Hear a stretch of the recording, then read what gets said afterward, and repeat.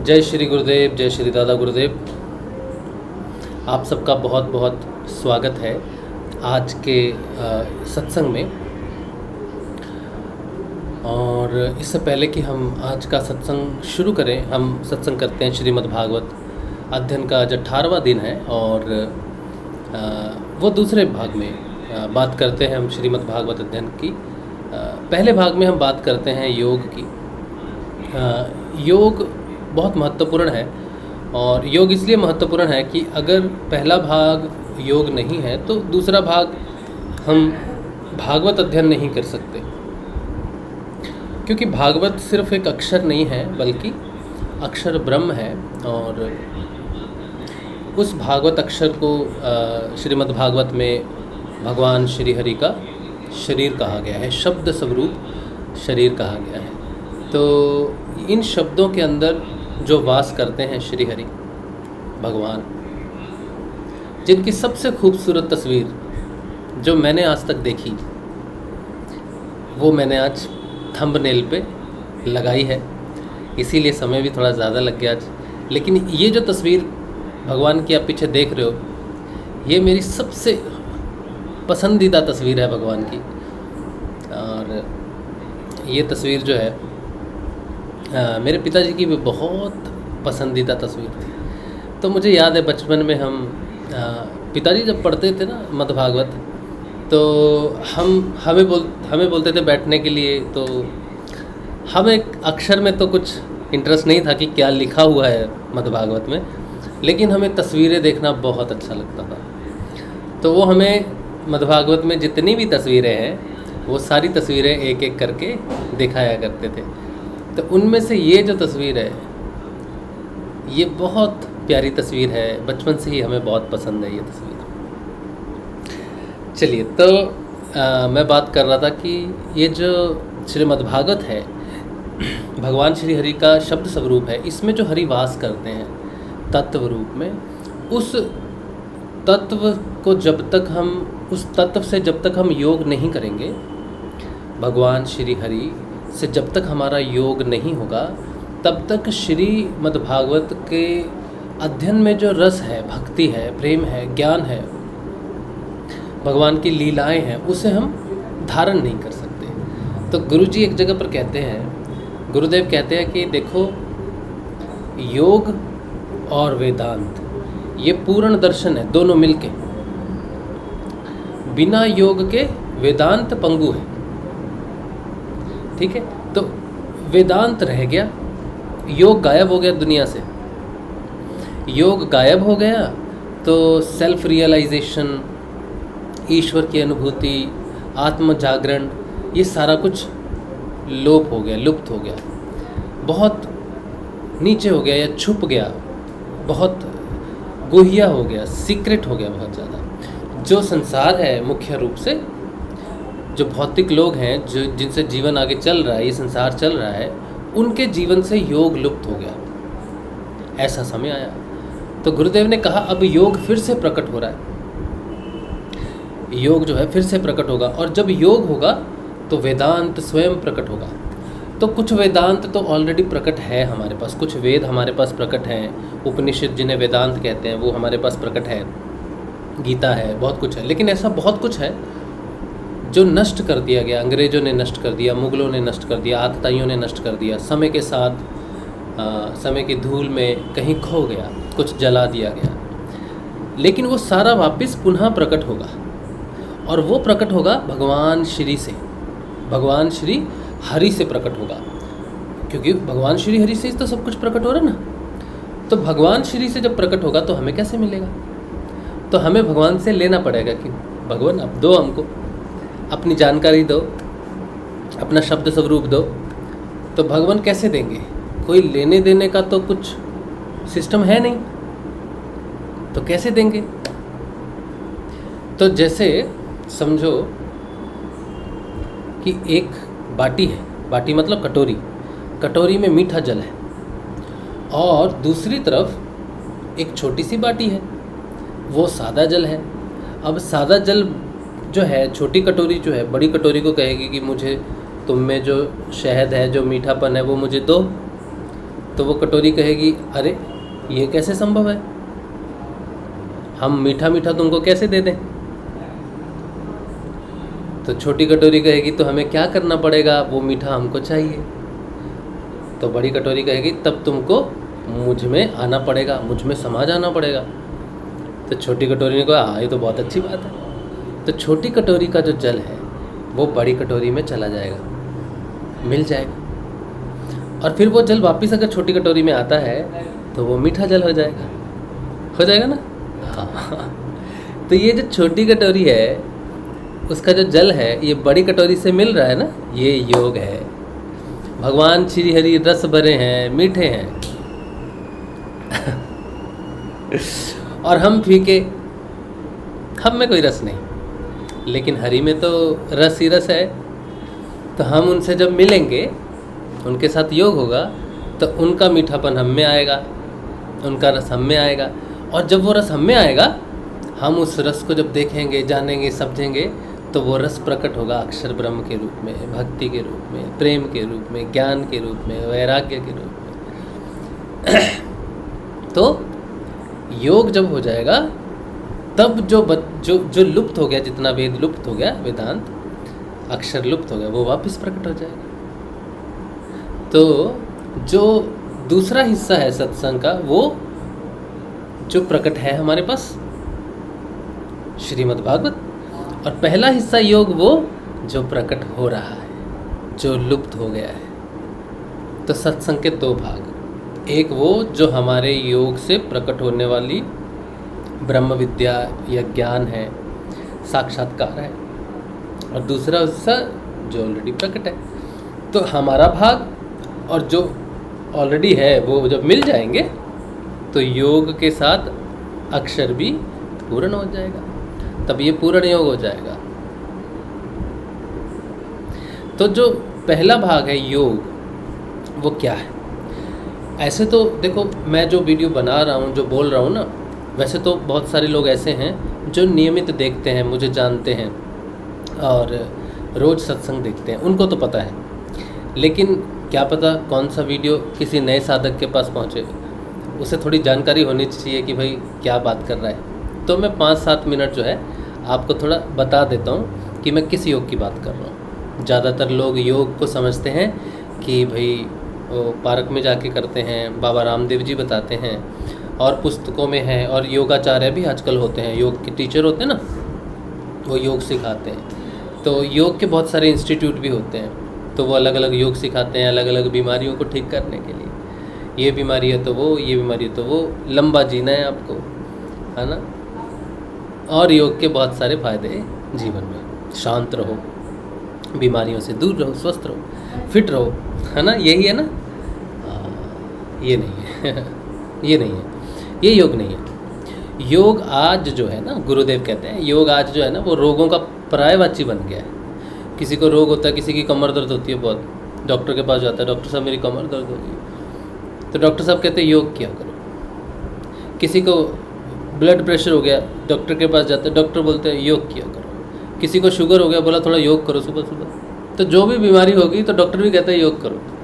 और डॉक्टर भी कौन सा योग कहता है, वो बैठ के ओम ओम ओम अलोम विलोम गायत्री मंत्र ऐसे करते ना, वो योग नहीं है। योग का मतलब क्या है? योग का मतलब है प्लस। गुरुजी कहते हैं प्लस, आत्मा का परमात्मा के साथ मिलन योग है। जैसे मैंने अभी कहा ना, बड़ी कटोरी छोटी कटोरी, छोटी कटोरी बड़ी कटोरी के साथ जब मिल जाती है, उसके अंदर का जो रस है मिल जाता है, तब एक जैसे हो जाते हैं। तो जो परमात्मा है, जो ईश्वर है, उसमें आपको योग करना है तो उसके जैसा होना पड़ेगा। देखो, लाल रंग में लाल रंग मिलाओगे ना तो लाल ही रहेगा, ठीक है। लाल में काला मिला दोगे ना तो सब काला हो जाएगा। सफ़ेद में काला मिला तो सब काला हो जाएगा। किसी भी रंग में काला मिला दो, वो काला ही कर देगा सब कुछ। तो जो माया है ना, माया के 4 आवरण हैं जो काले हैं, उनसे योग संभव नहीं है। पहला सबसे नीचे है शरीर, फिर है प्राण, फिर है मन, फिर है बुद्धि। ये भौतिक माया के आवरण हैं। लोग शरीर से प्राणायाम कर, शरीर से योग आसन करते हैं, योगासन, शरीर का आसन, तो वो योग नहीं। प्राण से करते हैं, प्राण विलोम विलोम करते हैं, तो ये भी योग नहीं। फिर मन से मन को शांत करते हैं, बोलो शांत होके बैठो, चुप होके बैठो, वो भी योग नहीं है। फिर अपनी बुद्धि के प्रयास से बहुत कुछ करते हैं, ये जप वो जप, ये कांड वो कांड, ये व्रत वो व्रत करते हैं ना बुद्धि के बल से, ज्ञान योग से, वो भी योग नहीं है। तो योग कहाँ से शुरू होता है? योग शुरू होता है आत्मा की जागृति से। भारतीय योग दर्शन में जिस योग की बात है वो योग आत्मा का है, शरीर का नहीं है, प्राण का नहीं है, मन का नहीं है और बुद्धि का भी नहीं है। तो ये जो आत्मा का जो योग है ये कैसे प्रकट हो? इसका कोई सेंटर नहीं है, ये पार्कों में जाके नहीं होता है ना, ये व्रत रखने से नहीं होता है, अनुष्ठानों से नहीं होता, किसी भी चीज़ से नहीं होता है। आत्मा का जागरण करने के लिए जो मनुष्य को जो चाहिए वो चाहिए गुरु। अब गुरु तो बदनाम हो गया बेचारा। गुरु, और गुरु सिर्फ गुरु नहीं, मेरे जैसा मैं बोल रहा हूँ ना जैसे, तो लोग मुझे गुरु बोलते हैं। मैं अध्यात्म की बात करता हूँ, परिवर्तन की बात करता हूँ, योग की बात करता हूँ, आत्मा की बात करता हूँ। मेरे जैसे लाखों इक्के दुक्के पता नहीं कितने ही लोग हैं मेरे जैसे जो अध्यात्म की बात करते हैं। कोई गीता से पढ़कर, कोई इधर से पढ़कर, कोई श्रृंगार कर कर, कोई कुछ कर कर, कोई कुछ कर कर करता है। वो गुरु नहीं है। वो गुरु नहीं होता है जो अध्यात्म की बात करे, अच्छी बात करे, अगुन रास्ते पे चिल्लाए, मीट खाना ख़राब है, लहसुन प्याज खाना ख़राब है, मंदिरों में बैठे घंटियाँ बजाए ना, वो गुरु नहीं होते। अगर वो होते भी हैं लेकिन वो आत्म जागृति के लिए प्रयोजन उनका नहीं होता है। उनका प्रयोजन होता है आपके जो भौतिक दुख हैं, ताप हैं, उनके लिए कोई उपाय कर दिया, यज्ञ कर दिया, ये माला वो माला, ऐसा वैसा अनुष्ठान व्रत यज्ञ कर दिया, वो गुरु नहीं। जिस गुरु की आपको तलाश है योग के लिए, अगर आपको सच में योग करना है तो योग के लिए जिस गुरु की तलाश है वो होना चाहिए समर्थ सद्गुरुदेव। तो आप कभी किसी के पास जाओ, किसी से पूछो कि हमको गुरु धारण करना है, तो उनसे पूछिए पहले कि हे गुरुजी क्या आप समर्थ सद्गुरुदेव हैं?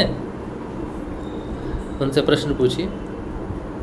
हाँ, तो वो क्या उत्तर देते हैं उस पर निर्भर करता है ना। समर्थ सद्गुरुदेव की जानकारी आपको होनी चाहिए। समर्थ सद्गुरुदेव का मतलब होता है जिसकी सामर्थ्य हो आपको जगाने की।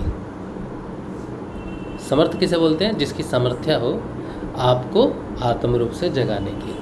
तो जब आप इनडायरेक्टली पूछोगे ना कि क्या आप समर्थ सद्गुरुदेव हैं, तो आप उनसे पूछ रहे हो क्या आप आत्मा को जगा सकते हैं। तो फिर वो क्या कहते हैं इस पर निर्भर करता है।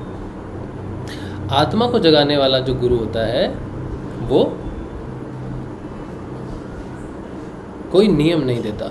समर्थ सद्गुरुदेव का कोई बाहरी भौतिक रूप से कोई नियम नहीं होता है। जैसे मेरे गुरुदेव हैं, समर्थ सद्गुरुदेव हैं, है ना। गुरुदेव श्री रामलाल जी सियाग उनका नाम है। आप चाहें तो उनकी डिटेल ले लेना, मैं व्हाट्सएप नंबर दे देता हूँ आपको। आप मुझे व्हाट्सएप नंबर भेज देंगे ना, ये मेरा व्हाट्सएप नंबर, मैं आपको डिटेल भेज दूँगा। मैं बता रहा हूँ आपको, मेरा नाम राज शिव है। हाँ, अच्छा, तो हमारे गुरुदेव जो हैं समर्थ सद्गुरुदेव, उन्होंने हमसे कहा जितने भी उनके शिष्य हैं, चाहे वो किसी भी जाति के हों, किसी भी देश के हों, तो वो बस शिष्य को देखते हैं, मनुष्य को देखते हैं और कहते हैं कि बेटा मैं आपको एक नाम दूंगा, उस नाम को आपको जपना है मन मन में। कोई माला नहीं, ना उस आसन, ना बैठ के, ना उठ के, हर समय जाप कर सकते हैं। कोई भी आसन में बैठ जाओ, कहीं भी बैठ जाओ, लेटे लेटे कर लो, कुछ भी कर लो, आपको बस मन मन में जप करना है। खाते समय कर सकते हैं, बाथरूम जाते समय कर सकते हैं, लैट्रिन करते समय कर सकते हैं, कहीं ट्रैवल कर रहे हैं कर सकते हैं, सुबह वॉक कर रहे हैं कर सकते हैं, कुछ भी करते समय आप उस मंत्र का जाप करें, ठीक।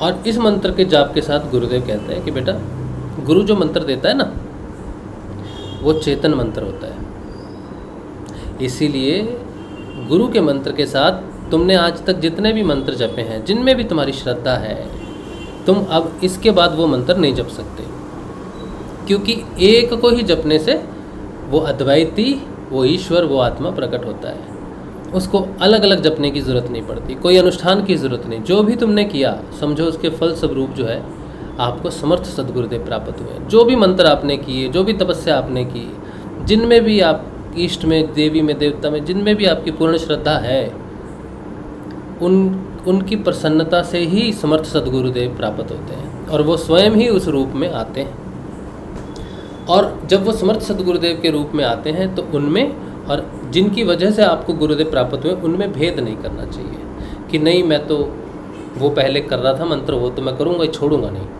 छोड़ नहीं सकता। ऐसा बहुत हठी हैं लोग, सभी हठी होते हैं, हम भी तो थे, हमको समझ नहीं थी। तो भेद नहीं करना चाहिए अपने इष्ट में और गुरु में। गुरु ही इष्ट है, गुरु ही ईश्वर है, गुरु ही परब्रह्म है। तो गुरु के दिए हुए मंत्र के साथ आपने आज तक जितने भी अनुष्ठान किए हैं वो सारे लय हो जाते हैं। उन सबको नमस्कार कर कर उनकी आज्ञा लेकर अब गुरु का मंत्र ही जपना चाहिए। जब व्यक्ति, पता है कुछ लोग ऐसे होते हैं सुबह 4-3 बजे उठते हैं, कितनी माला करते हैं सुबह 7 बजे तक, फिर भोलेनाथ का, फिर इसका, फिर उसका, और कई सालों से करते आते हैं। मतलब 24 घंटे में कुछ लोग जो होते हैं वो 6 से 7 घंटे सिर्फ ईश्वर उपासना करते हैं। अब ऐसे व्यक्ति से ईश्वर अगर प्रसन्न हो जाए, होंगे इतना तड़पा रहे हैं ईश्वर को, इतना भाई कर रहे हैं, ईश्वर कहता अच्छा ठीक है बेटा, तो प्रसन्न हो गए गुरु, ईश्वर प्रसन्न हो गए। ईश्वर कहते ठीक है बेटा, तुझे तो मालूम नहीं है तो क्या कर रहा है, मैं तुझे गुरु के रूप में प्रकट होता हूँ। तो गुरु के रूप में आने के बाद भी उसको यकीन ही नहीं होता है कि भगवान प्रसन्न हो गए और अब वो मुझे आत्म रूप से जागृत करके अपने में लय करने के लिए उन्होंने मेरा चयन कर लिया। अब मुझे कुछ नहीं करना है, अब मुझे गुरु के बताए अनुसार उस मंत्र का जप करना है जो गुरु ने दिया है और गुरु का ध्यान करना है। उसकी ये भ्रांति दूर ही नहीं होती। अपने ही पूजा पाठ, घंटों घंटों के पूजा पाठ, तपस्याओं, अनुष्ठानों में वो ऐसा बंध जाता है, ऐसा बंध जाता है जैसे मकड़ी होती है ना, मकड़ी वो एक जाल बुनती है और खुद ही जाल में फंस जाती है बेचारी। तो लोग अनुष्ठान, पूजा, तपस्या करते हैं और अपनी ही अनुष्ठान तपस्या में फंस जाते हैं। क्या दुविधा है बहुत दुविधा है। तो मकड़ी को अगर अपने जाल से निकलना है, फंस जाती है ना, तो अपने जाल से निकलना है तो वो क्या करती है, वो अपने जाल को खा जाती है और रास्ता बचा नहीं बेचारी के पास, तो सारे जाल को खा जाती है, तब जाके मुक्त होती है। यही इंसान की हालत है। तो जब गुरु आते हैं ना तो सारी पूजा पाठ को नमस्कार करके गुरु को समर्पण कर देना चाहिए। कोई व्यक्ति ऐसे होते हैं जिनमें बड़ी शक्तियाँ आ जाती हैं पूजा पाठ, कुछ ऐसे अनुष्ठान कर लेते हैं, उन्हें शक्ति, शरीर में कुछ ऐसी शक्ति प्राप्त हो जाती है, सिद्धि प्राप्त हो जाती है।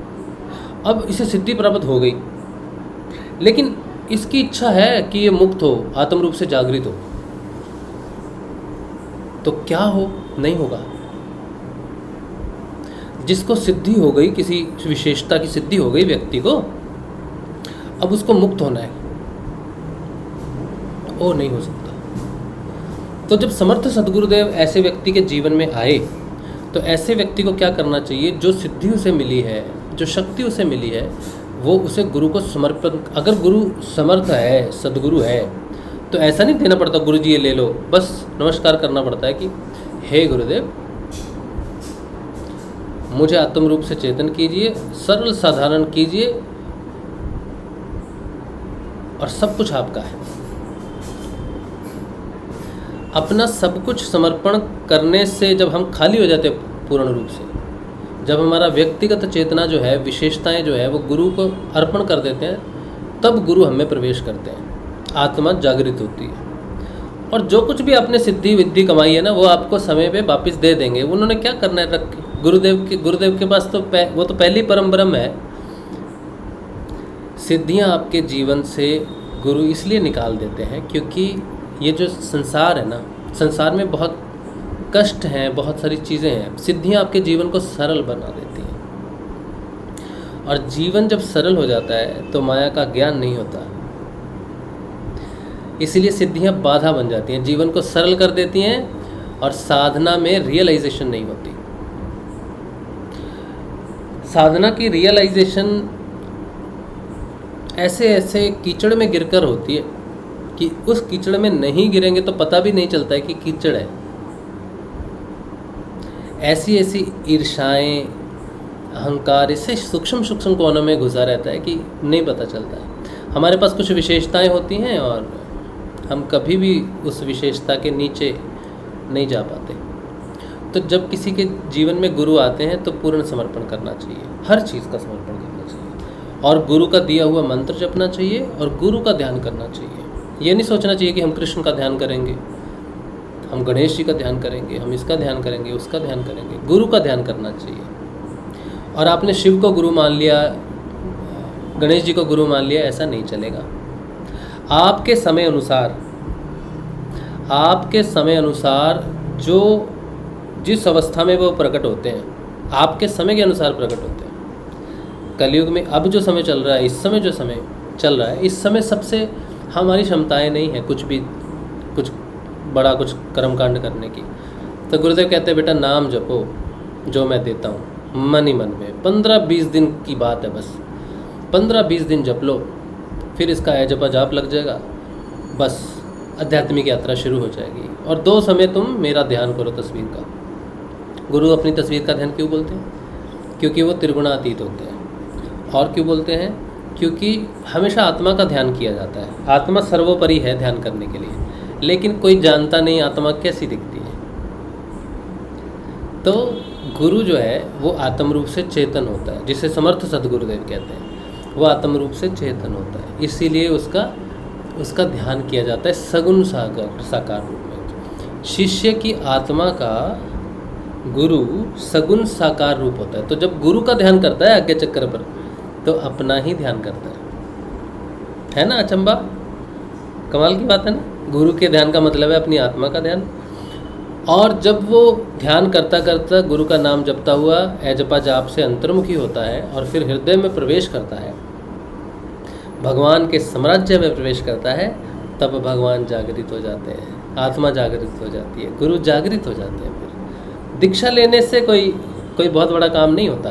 तुम हजारों दीक्षाएं ले लो, उससे कोई उद्धार नहीं होता, उससे कोई रुकावट भी नहीं आती।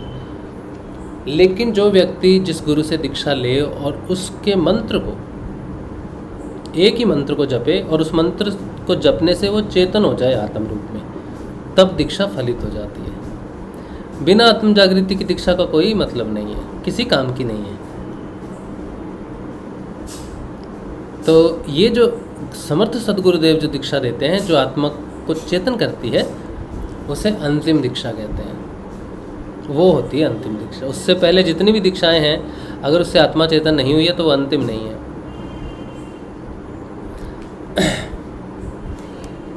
मैं बहुत लोगों से बात मेरी होती है, सत्संग करता हूँ तो बहुत लोग फ़ोन करते हैं, मैसेज करते हैं। मैं उन्हें समझाने का बड़ा प्रयास करता हूँ। जैसे मैं रोज़ एक ही बात बार बार अलग अलग तरीके से समझाता हूँ, बहुत लोगों को समझाता हूँ, बहुत समझाता हूँ, घंटों घंटों समझाता हूँ, लेकिन वो समझते ही नहीं।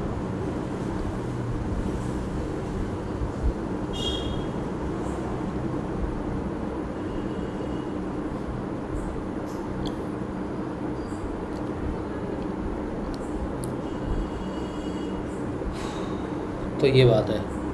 तो फिर लेकिन मैं कोशिश कर रहा हूँ, मैं कोशिश करता रहता हूँ। तो मुख्य बात जो है आपके समझने की, अगर आप पहली बार देख रहे हो, तो समर्थ सद्गुरुदेव के जीवन में आने के बाद उनकी आज्ञा के अलावा अध्यात्म में कुछ भी, किसी भी प्रकार का कोई प्रयोजन नहीं है। गुरु के आने के बाद ब्रह्मा, विष्णु, महेश, देव, देवी, इष्ट, पितृ सभी जो है वो गुरु में लय हो जाते हैं। गुरु के सम्मुख आने में कोई नहीं है। कोई कहे कि मैं ये हूँ, मुझे ध्या, गुरु को छोड़, ऐसा कोई नहीं है। भगवान कृष्ण ने गीता में कहा है, अर्जुन देवताओं को पूजने वाले मूर्ख हैं, क्योंकि वो नहीं जानते कि देवता जो कुछ भी देते हैं वो मेरे माध्यम से ही देते हैं, तो डायरेक्ट मुझे नहीं बचते, उनको बचते हैं, इसीलिए उन्हीं को प्राप्त होते हैं। भूतों को पूजने वाले भूतों को प्राप्त होते हैं, यानी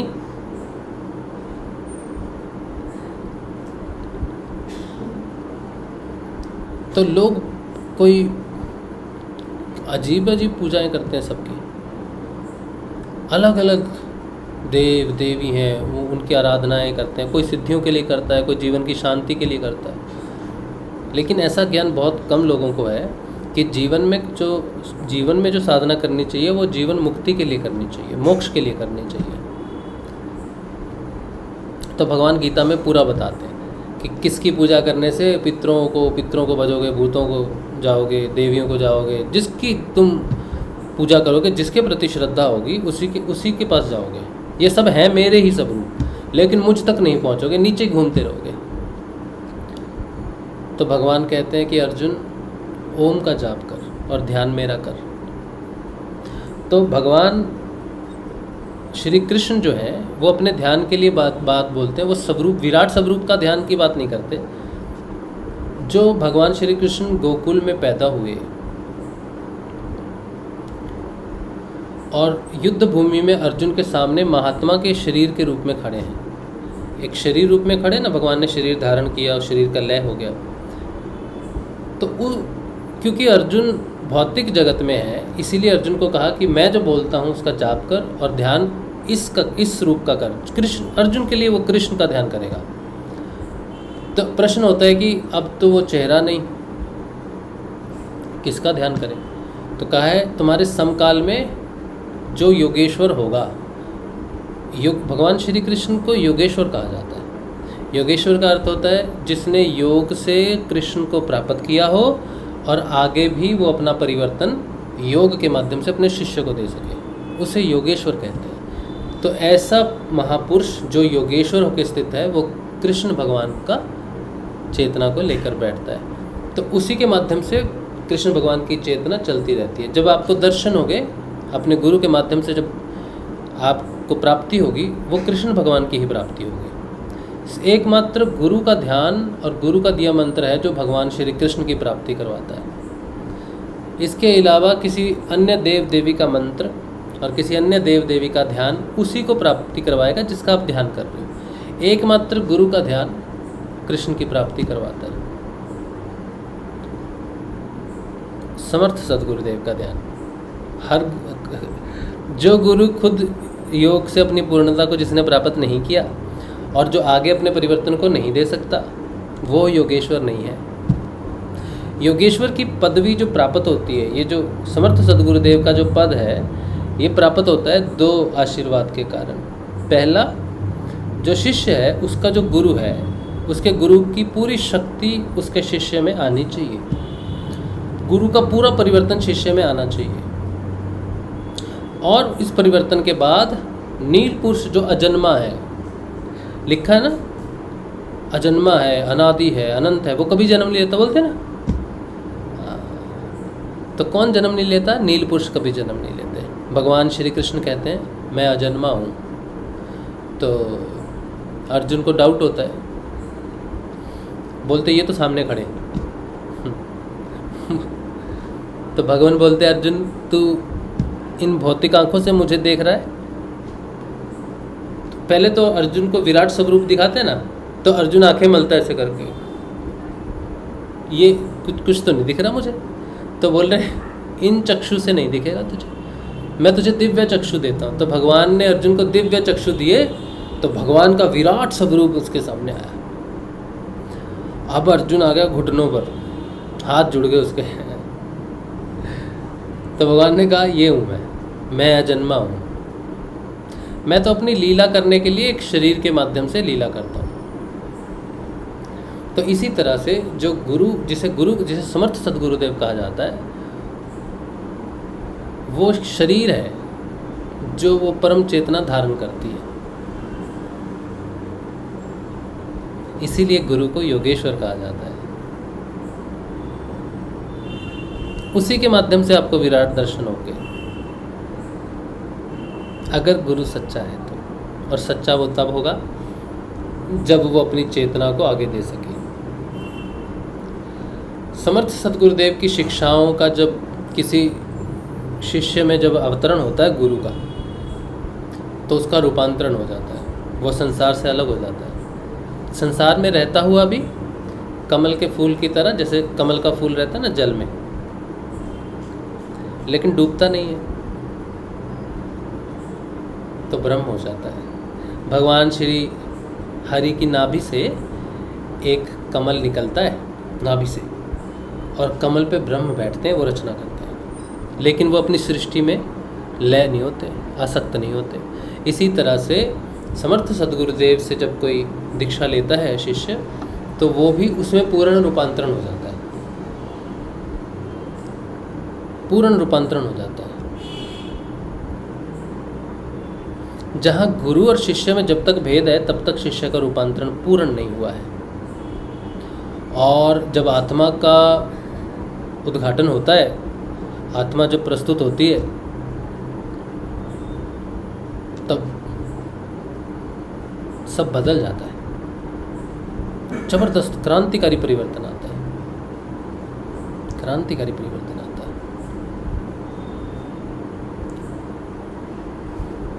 ध्यान प्रकट होता है।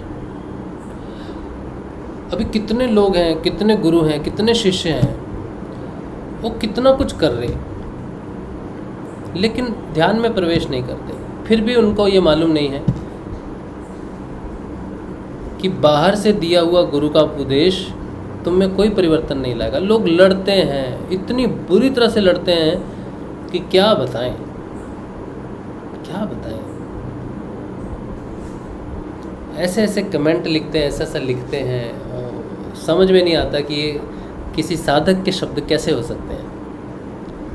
किसी शिष्य के शब्द नहीं लगते, किसी व्यक्ति के शब्द लगते हैं। साधक और व्यक्ति में बहुत अंतर है। तो व्यक्ति के शब्द बड़े खराब होते हैं, बड़े निंदनीय शब्द होते हैं उसके। लेकिन क्योंकि किसी व्यक्ति को ज्ञान तब तक नहीं होगा कि गुरु क्या करता है, ध्यान क्या है, जब तक वो ध्यान में जाएगा नहीं, जब तक उसकी आत्मा जागृति नहीं होगी, वो कैसे पहचानेगा सही क्या है, गलत क्या है। तो एक कहावत है, अंधों में अंधा राजा, या तो काना भी नहीं है, अंधा ही राजा है, अंधी ही प्रजा है। और अंधी प्रजा अंधे राजे के लिए लड़ती है और पूरा जीवन नष्ट हो जाता है। और अंधी के साथ साथ गूंगी भी होती है, बहरी होती है, गूंगी तो नहीं होती, बहरी होती है। अगर गूंगी होती तो ज़्यादा बेहतर रहता, लेकिन बहरी है, गूंगी नहीं है। अंधी और बहर तो बहुत बात करते, लेकिन आत्मा की बात नहीं करते। सब बात करते हैं, लेकिन आत्मा की बात नहीं करते, योग की बात नहीं करते। तो समर्थ सद्गुरुदेव की शरण में जाकर उनका दिया नाम जप, उनका ध्यान श्रद्धा से करना चाहिए और अपने आत्म स्वरूप को प्रकट करना चाहिए।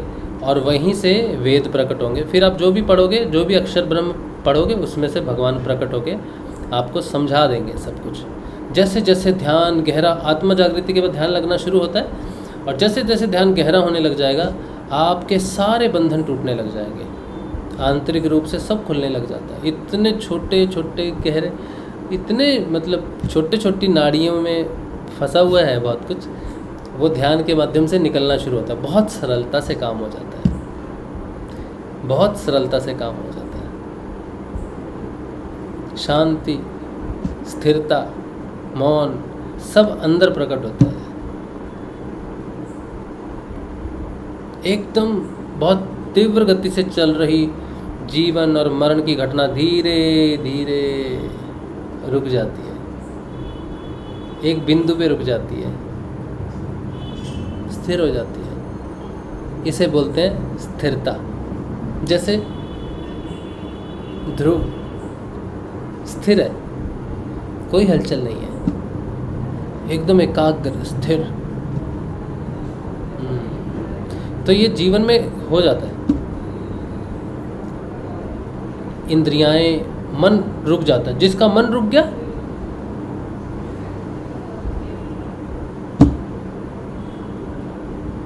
बस, मन रुक जाता है। मन रुकना चाहिए, और जितनी देर मन रुका रहेगा उतनी देर योग है। और मन बहुत तीव्र गति से चलता है, लेकिन योग होते होते होते उसकी स्थिति, उसकी रफ्तार धीमी हो जाती है, बहुत धीमी हो जाती है, और फिर रुक जाएगा। एकदम से तेज गति से चल रहा है, ब्रेक मार देगी तो भाई बड़ा मुश्किल हो जाएगा। फिर तो एकदम से ब्रेक नहीं लगती, समय लगता है। लेकिन शुरू में ध्यान से मन धीरे होना शुरू हो जाएगा। शुरुआत में जब ध्यान करते हैं ना बच्चे, तो वेग होता है विचारों का बहुत ज़्यादा, फिर धीरे धीरे वेग कम हो जाता है, धीरे धीरे जो है विचार कम हो जाता है, विचारों में रूपांतरण होता है, फिर विचार रुक जाते हैं, फिर वो अपनी मूल स्थिति में आ जाता है, वास्तव स्थिति में आ जाता है, करंट सिचुएशन। फिर न भूत है न भविष्य है, बस वर्तमान है, वर्तमान है।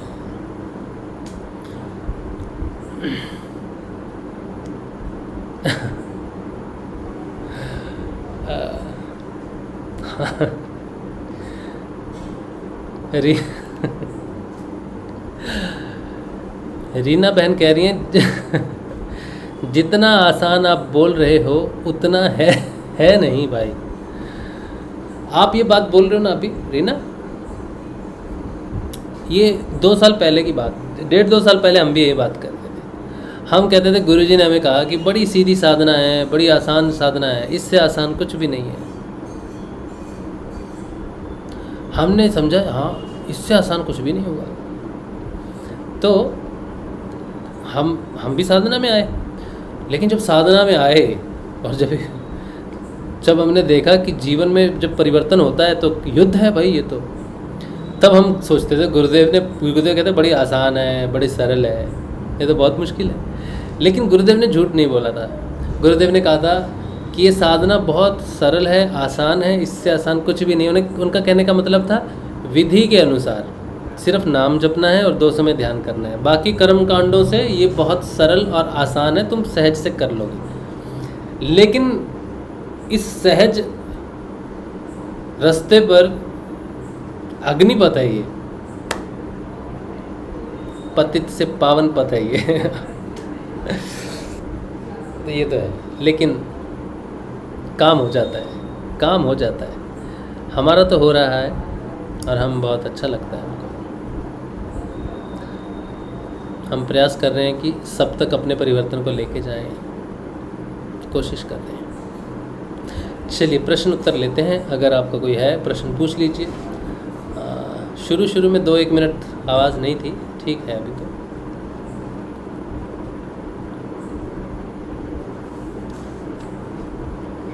संजीव शर्मा कह रहे हैं 52 अक्षरों से बने मंत्र क्या सच्चे नहीं हैं? क्या सच्चे मंत्र इन 52 अक्षरों से परे हैं? वर्णमाला के 52 अक्षर सभी मंत्र सच्चे होते हैं संजीव। लेकिन मैं अगर पूछूं आपके पिताजी का नाम क्या है, तो आप क्या बोलोगे? कौन से 52 अक्षरों में से कौन से अक्षरों का चयन करोगे? आपके लिए पूरे ब्रह्मांड में वो अक्षर सबसे ज़्यादा महत्वपूर्ण है। क्यों? क्योंकि वो अक्षर आपके पिता के सूचक हैं, आपके पिताजी की पहचान जुड़ी हुई है उससे, उनके प्राण जुड़े हुए हैं उनसे। जब भी कागज़ पर कहीं साइन करना होता है पिताजी का नाम लिखो, तो 52 अक्षरों में से हर बार अलग अक्षर तो नहीं चयन करते होंगे, सेम अक्षरों का चयन करते हैं। चाहे हज़ारों साल का जीवन हो, लेकिन वो अक्षर नहीं बदलेंगे जो आपके पिताजी का नाम है। इसी तरह से गुरु जब दीक्षा देता है, जिस मंत्र की दीक्षा देता है, उस मंत्र में गुरु जी की चेतना वास करती है। इसीलिए गुरु द्वारा दिया गया मंत्र सर्वोच्च होता है, आत्मा को जगाने वाला होता है। जिस तरह से आपका नाम संजीव शर्मा है, आपके पिताजी भी मिस्टर शर्मा ही होंगे, उनका नाम कुछ और होगा। उनका तत्व आप में आया, आपका डीएनए आपके पिताजी का होगा, आप में जो रक्त है आपके माता पिता का होगा। इसी तरह से गुरु भी आध्यात्मिक पिता कहलाता है जो आत्मा को जागृत करता है। तो गुरु जो मंत्र देता है उस अक्षर के अंदर में गुरु अक्षर ब्रह्म के रूप में वास करता है। गुरु कोई व्यक्ति नहीं है, गुरु आत्म तत्व है। तो वो आत्म तत्व जिस अक्षर में लपेट के देता है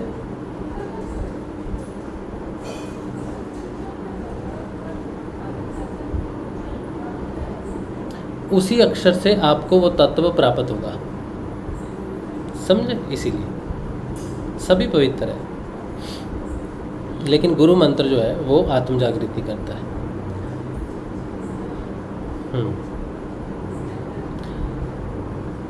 कीर्ति भानु मलिक, चित्त वृत्ति निरोध कैसे करें? चित्त की वृत्ति जो है ना, चित्त जो है ना वो उसकी वृत्ति जो है वो त्रिगुणात्मक है ना, वो माया के अधीन है। तो माया को रोकने वाला मायापति है। चित्त की वृत्तियाँ कुछ नहीं, हाँ क्योंकि शोर हो रहा था। हाँ, तो चित्त की वृत्तियों को तो आप तब तक नहीं रोक सकते जब तक आप आत्म रूप से चेतन ना हो।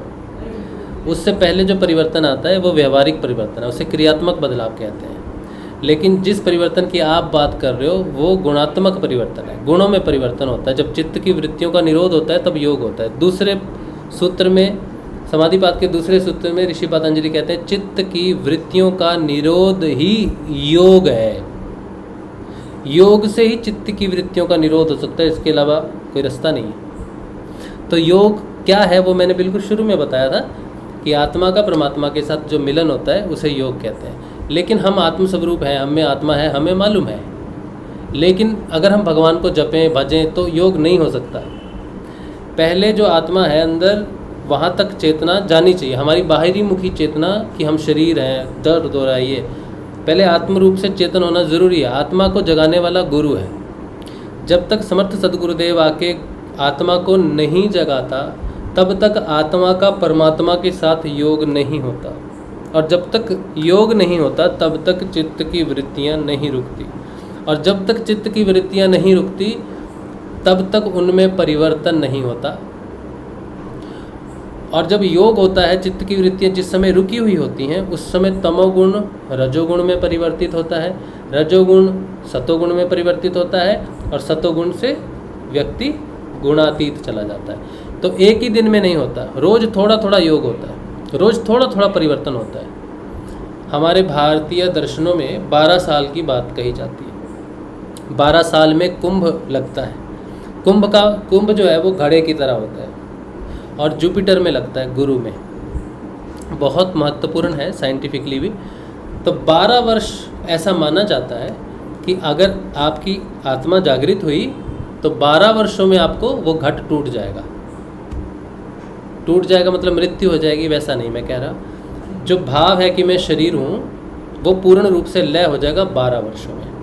मैंने कल के सत्संग में कहा था कि मुझे योग में प्रवेश किए हुए 5 वर्ष हो जाएंगे सितंबर में, हाँ सितंबर के एंड में मुझे 5 वर्ष हो जाएंगे मैंने योग में प्रवेश किया। तो अभी मैं कल कह रहा था कि अभी तक मैं शरीर हूँ, मैं योग में चला गया, भगवान का योग प्राप्त हुआ, अक्षर ब्रह्म की प्राप्ति हो रही है, सत्संग हो रहा है, परिवर्तन बड़े गंभीर रूप से हो रहा है। और आज तो इतना ज़बरदस्त परिवर्तन है, आज विशेष दिन है बहुत मेरे लिए। आज बहुत ज़बरदस्त एक परिवर्तन हुआ है। बहुत जन्मों का एक प्रॉब्लम था जो आज मैंने जिसे जाना है, लेकिन मैं उससे मुक्त हुआ हूँ ऐसा नहीं है, मैंने जान लिया उसको। मुक्ति तो धीरे धीरे होगी। अब तो क्या बोल रहा था, हाँ 5 वर्षों में भी मैंने कल ये कहा था कि मैं शरीर हूँ, आत्मा अभी नहीं हुआ। जागृत है आत्मा, लेकिन उसकी उपस्थिति अभी इतनी गंभीर नहीं हुई कि मैं अपने आप को रिकग्नाइज कर सकूं आत्मा के रूप में। तो 12 वर्ष का समय है। आज जितना बड़ा, आज बहुत बड़ा परिवर्तन हुआ है, बहुत बड़ा। तो 6 साल 7 साल, अब कितने वर्ष लगते हैं? 12 वर्ष लगते हैं या 24 वर्ष लगते हैं? अभी जो जिनकी चेतना बड़ी उत्कृष्ट होती है, बहुत पवित्र चेतना होती है, जन्मों जन्मों की साधना होती है, वो लोग जब धरती पर आते हैं, योग प्राप्त करते हैं, तो उनके लिए 12 क्षण भी काफ़ी है।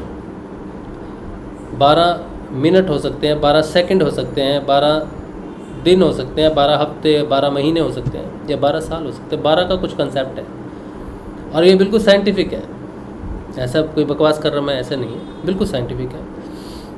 लेकिन मुझे बहुत गहरा ज्ञान नहीं है उस चीज़ का, क्योंकि मैं उस रास्ते पर चल रहा हूँ। तो मुझे इतना तो पता है कि मेरे जैसे साधारण व्यक्ति जो भी होगा इस संसार में, वो आत्मा साधारण व्यक्ति की जागृत होगी तो 5 वर्ष में तो पूर्णता हो नहीं रही हमारी, हम दूर हैं अभी। लेकिन परिवर्तन बहुत गंभीर है, बहुत गंभीर है। लेकिन हरि प्रकट हो जाते हैं और वो बड़े आसानी से लेके चलते हैं साथ। शुरुआत में समझने में थोड़ी दिक्कत होती है, पहले 2-3 साल जागृति के थोड़ी बहसबाजी इधर उधर, बहुत कठिनाई होती है। जागृति के 3 साल तो कठिनाई है बहुत। 1 साल जागृत होते ही तो बड़ी कठिनाई है, बड़ी कठिनाई है। 1-2 साल तो बहुत संघर्ष है। जैसे आप देखो ना, जब दंपत्ति होते हैं ना, जिनकी जो नव विवाहित होते हैं, उनके घर में जब बच्चा हो जाता है 1 साल के अंदर, तो उनके पहले 2 साल बड़े कठिन कटते हैं। ये भी मेरा अनुभव है। बड़ी मिसअंडरस्टैंडिंग होती है, तुम देखो तुम देखो तुम देखो, उसमें बच्चे की बड़ी बेइज्जती। जहाँ पर नाना नानी दादा दादी चाचा मौसी ताई सब होते हैं ना, वहाँ दिक्कत नहीं होती। जहाँ पर सिर्फ हस्बैंड वाइफ है और दोनों अगर काम कर रहे हैं तो डबल दिक्कत। अगर एक काम कर रहा है तो दिक्कत है, दोनों काम नहीं कर रहे तो महा दिक्कत। तो वैसा ही होता है। आत्म जागृति के बाद व्यक्ति अपने आप को संभाल नहीं पाता।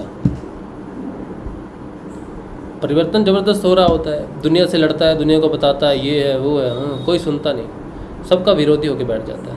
फिर धीरे धीरे देखता है, समझ में आती है क्या बात है। तो 3 साल 3.5 साल के बाद थोड़ा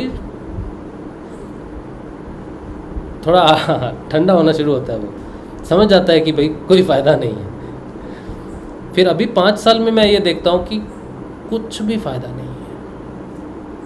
हाँ, आपको एक फ़र्ज़ निभाना है भगवान के प्रति। अंतिम वृत्ति जो टूटती है, जो कटती है, वो योग से नहीं कटती। अंतिम वृत्ति कटती है दान से। और दान ऐसा होना चाहिए जो कभी ख़त्म ना हो, जो स्थायी हो, शाश्वत हो, सनातन हो, तो उसे कहते हैं आत्मा का दान। लेकिन आत्मा का दान तो सिर्फ गुरु कर सकता है, हर शिष्य आत्मा का दान नहीं कर सकता। हमारे जैसे लोग कभी आत्मा का दान नहीं कर पाएंगे, चाहे हमें पूर्णता प्राप्त होती है, हम कितना भी समय रहें धरती पर, हम कभी भी किसी को आत्मदान नहीं दे सकते। लेकिन हम क्या दे सकते हैं? हम आत्म शिक्षा दे सकते हैं। और शिक्षा, आत्म शिक्षा किसी को दी नहीं जाती। ये जब कोई व्यक्ति जागृत होगा, जैसे मैं जागृत हुआ, आप जागृत हुए, अन्य व्यक्ति कोई जागृत हुआ, उसको ज़रूरत होगी ना कि मुझे मार्गदर्शन चाहिए उसको, तो आपकी शिक्षा कहीं से भी होगी तब उसके काम में आएगी। अभी जो मैं बोल रहा हूँ, इस समय राइट नाउ जो मैं बोल रहा हूँ, हो सकता है कि किसी के काम ना आए, लेकिन आज से 2000 साल बाद किसी को ज़रूरत पड़ती है। जो मैं इस समय बोल रहा हूँ एग्जैक्टली वैसी ही उसको शब्दों की ज़रूरत पड़ती है, तो मेरी शिक्षा प्रकट हो जाएगी। कैसे प्रकट होती है वो ईश्वर जानता है, लेकिन प्रकट हो जाएगी। तो ये शिक्षा अमर है, शाश्वत है, सनातन है। तो जो कुछ भी आप में परिवर्तन आएगा उसे आपको देना पड़ेगा दुनिया को, चाहे आप लिख के दो, चाहे बोल के दो, चाहे किसी एक को दो, किसी को भी दो, लेकिन आपको अपना परिवर्तन देना पड़ता है। ये अंतिम है, ये अंतिम बंधन तोड़ने का एक ही मात्र है कि लेके नहीं जा सकते इसको, साथ देना पड़ता है। युवराज मैसेज डिलीट कर दिया, क्यों? कोई बात नहीं, मैसेज डिलीट नहीं करना चाहिए। इसका एक बहुत बड़ा रहस्य है। जब हम मैसेज डिलीट करते हैं ना, तो हम अपना अधिकार जमाते हैं अपने भूतकाल पर। आपने कुछ लिख के छोड़ दिया तो छोड़ दिया। अगर आप 5 मिनट पहले वाले भूतकाल को परिवर्तित कर सकते हैं, आप अपना अधिकार जमाते हैं, तो आज से 5000 साल पहले जो किया हुआ है उसको तो कुछ भी नहीं कर सकते, हम डिलीट नहीं कर सकते उसको, तो छोड़ देना पड़ता है। साधना में जब कोई व्यक्ति आता है तो तोल मोल के बोल, सोच के बोलो, समझ के लिखो। लिख दिया तो फिर उसको अपनी शिक्षा बनाओ। तुम्हारे शब्द ही तुम्हारे लिए शिक्षा हो सकते थे, लेकिन तुमने उसे डिलीट कर दिया। हम अपनी गलतियों के लिए कभी क्षमा ना मांगे, उन्हें मिटाने की कोशिश ना करें, बल्कि हम उससे शिक्षा लें कि अगली बार जब ऐसी स्थिति ना आए कि मुझे बदलना पड़े अपने आप को। ये परिवर्तन है बहुत बड़ा, इससे बंधन टूटते हैं पिछले। स्मृति वृत्ति जब जागृत होती है ना, तो पुराने पुराने गिल्ट निकाल के लाएगी। सपनों में ऐसे ऐसे लोग आएंगे जो आपको व्याकुल करेंगे। कभी पितर आएंगे, कभी माँ आएगी, कभी दादा आएगा, कभी दादी आएगी, कभी कोई रोएगा, कभी कुछ करेगा। वो वृत्ति है स्मृति, वो जा चुके हैं, लेकिन आपकी स्मृति में है। अब जो साधक है वो अपने आज एक बहन ने पूछा था कि मैं अपनी माँ को देख रही हूँ, क्यों हो रहा है ऐसा? तो मैंने कहा था माया है। अब उसने जितने जन्म लिए हैं उसकी स्मृति में सिर्फ एक ही चेहरा है जो उसकी माँ का है, और भी ऐसे होंगे उसके रिश्ते के जन्मों में, लेकिन उसका चेहरा उसकी स्मृति में इस जन्म में नहीं है। इसीलिए स्वप्न में कभी वो लोग नहीं दिखते जिनसे हम परिचित नहीं हैं। स्वप्न में वही लोग आके परेशान करेंगे जिनसे हम परिचित हैं और प्राण से बंधे हुए थे। ये स्मृति वृत्ति है, छोड़ देना चाहिए इसको। सपनों का बहुत गहरा रहस्य होता है, लेकिन जब आप आगे बढ़ते हो तो भगवान श्री गुरु स्वप्नों को भी अपने सहायता में लेते हैं आपको वृत्तियों से छुड़ाने के लिए। तो सपने में भी साधना कारगर होती है, लेकिन आपको मालूम होना चाहिए कि सपनों को छोड़ने आना चाहिए। सकारात्मक चीज़ रख कर नकारात्मक चीज़ें तिरोधान कर देनी चाहिए। सपने को जैसे दूध होता है ना, दूध में पानी डालते हैं ना, तो दूध निकालना आना चाहिए। सपने से रियलिटी निकालनी आनी चाहिए। तो वो कैसे निकलेगी? सब डिस्कार्ड कर देना चाहिए। जो सच्चाई होती है वो रह जाती है, और झूठ जो होता है वो डिस्कार्ड हो जाता है ऑटोमेटिकली। ठीक है।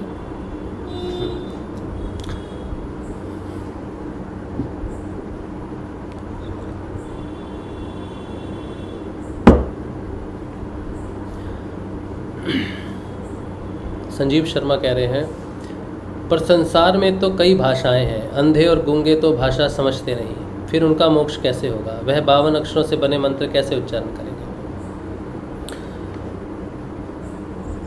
मन जो है ना, जो गूंगे और बहरे होते हैं, अंधे जो होते हैं, उनके लिए लैंग्वेज है। उस लैंग्वेज को क्या बोलते हैं? बी से नाम है, आप सर्च कीजिए, बेली ना कुछ ऐसी लैंग्वेज है। अंधे पढ़ नहीं सकते ऐसी बात नहीं है, ठीक है। अक्षर लिख के समझाया जा सकता है, उनको मालूम होता है। और गूंगे जो हैं, जो बोल नहीं सकते, वो जप तो सकते हैं। ये कोई बहाना नहीं है संजीव भाई कि अंधे और गूंगे क्या करेंगे।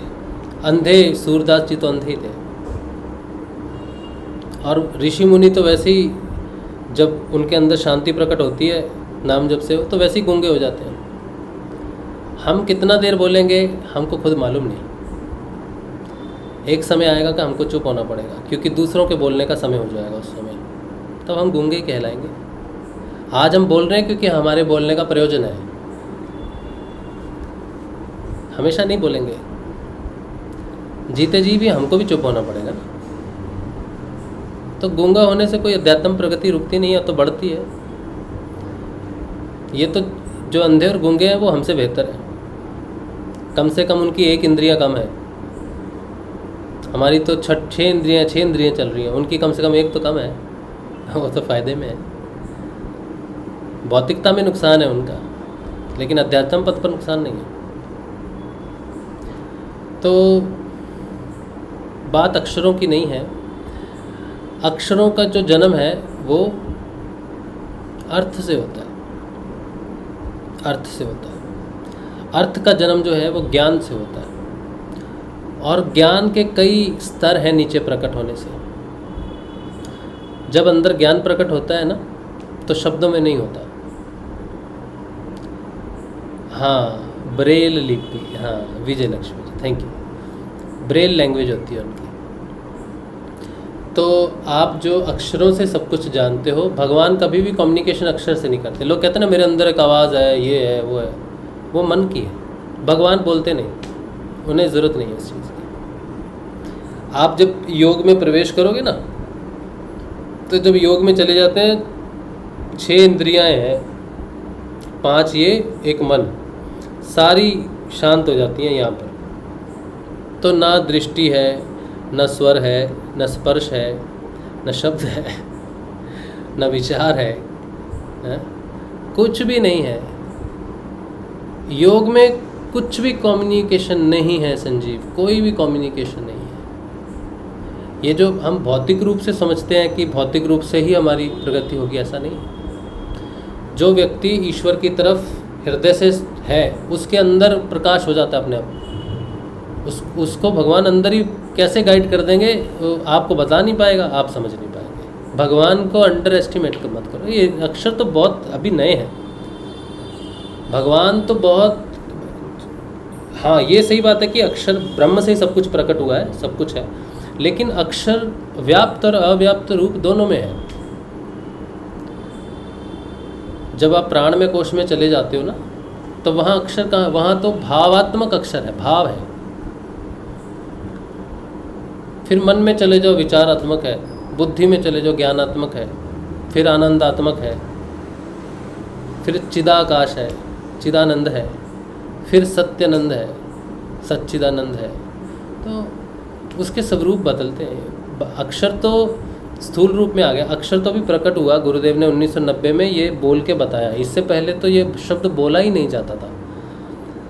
शिष्य को गुरु बोलता था ये करो, यम नियम आसन ये सब करो, क्रिया योग करो। जब वो तैयार हो जाता तो वो अंदर से दीक्षा होती थी। कभी किसी गुरु ने बोल के शब्द नहीं दिया। जो शब्द आपको आत्म रूप से जागृत करता है वो हमेशा गुप्त रहा है। संजीवनी मंत्र भी गुप्त रहा है। ऋषि अरविंदो ने 1908 में कहा था कि भारत का उद्धार 2 मंत्र करेंगे। एक वंदे मातरम, जो उस समय प्रकट हुआ, जिसने क्रांति लाई। माँ को जब धरती को जब कहा ना वंदे मातरम, तो भारत को माँ का दर्जा दिया उस समय। तब एक जागृति आई और बड़ी ज़बरदस्त जागृति आई वंदे मातरम से। तो उन्होंने कहा दूसरा मंत्र अभी प्रकट नहीं हुआ, तो वो प्रकट होगा 1990 के मध्य में। तो 1990 में गुरुदेव ने प्रकट किया। उससे पहले तो मंत्र बोल के बताया ही नहीं जाता था।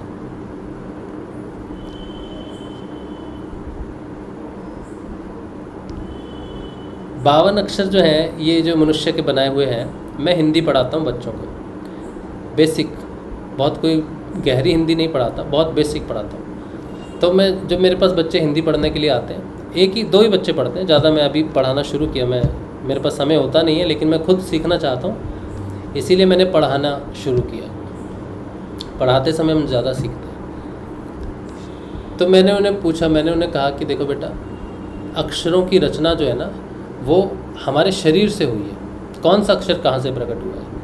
तो क जो है ना, यहाँ से शुरू होता है, क वर्ग यहाँ से शुरू होता है। फिर धीरे धीरे वो क वर्ग जो है ना आगे तक आता है, क ख ग घ य नाक तक आता है, ठीक है।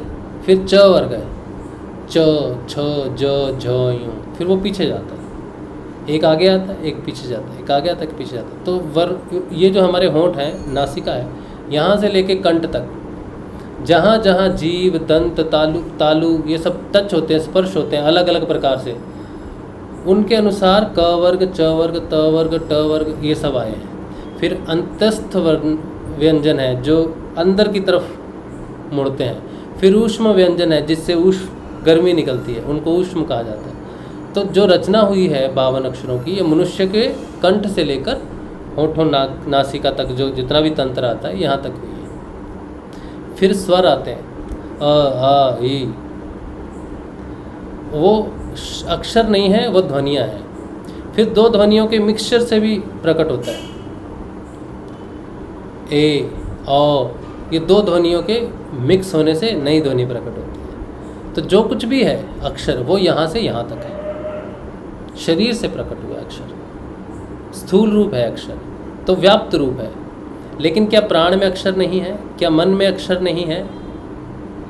क्या पीछे ज्ञान बुद्धि में अक्षर नहीं है? सब जगह है, लेकिन अलग स्वरूप में है। स्वरूप बदल जाते हैं उसके। तो व्याप्त अव्याप्त है। जब जो आप मंत्र जप रहे हो, ये बाहर की तरफ बहता है, नीचे की तरफ। एक ऊपर से नीचे, एक अक्षर है जो नीचे से ऊपर जाता है, एक अक्षर है जो ऊपर से नीचे आता लय हो जाता है। मतलब ऊपर से आता है एक रूप में, नीचे आता उसके रूप बदलते रहते हैं, रूप बदलते रहते हैं, रूप बदलते रहते हैं, रूप बदलते रहते हैं, और नीचे आके वो 52 अक्षरों के रूप में आ जाता है।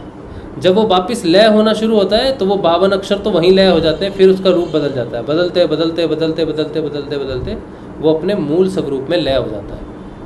तो ये अक्षर की यात्रा है पूरी रचना। सूक्ष्म लोकों से होता हुआ अक्षर भौतिक जगत में आके व्याप्त हो गया। अक्षर का मतलब है जो कभी भी नष्ट नहीं होता। क्षर का मतलब है नष्ट हो जाने वाला। अक्षर का मतलब है जो कभी नष्ट नहीं होता। ये शरीर, मनुष्य शरीर नष्ट हो जाएगा ना, तो उच्चारण कहाँ से होगा? तो इसका मतलब है कि अक्षर नष्ट हो गया? नहीं, पूरी पृथ्वी नष्ट हो जाती है, फिर से रचना होती है उसी अक्षर से। यानी कि वो सूक्ष्म, उसका एक ऐसा स्वरूप है जो अव्याप्त में है, जो वापस व्याप्त को प्रकट कर सकता है। तो हम जिस 52 अक्षर को अक्षर मानते हैं, मूल स्वरूप नहीं है, ये एक भौतिक स्वरूप है अक्षर। जैसे गुरु का शरीर जो होता है वो भौतिक शरीर, वो गुरु शरीर नहीं है मूल रूप से। गुरु कहते हैं मैं शरीर नहीं हूँ, मैं तत्व हूँ, लेकिन हम तो देखते हैं कि ये रामलाल जी से आगे ये मेरे गुरु हैं। तो वैसे ही अक्षर को हम पहचानते हैं, ये क ख ग घ ओम, ये ऐसे लिखा जाता है, लेकिन वो मूल नहीं है, मूल अव्याप्त है। तो गुरु जो मंत्र देता है वो उसको जपना चाहिए, बात ये है। ठीक है, चलिए, धन्यवाद।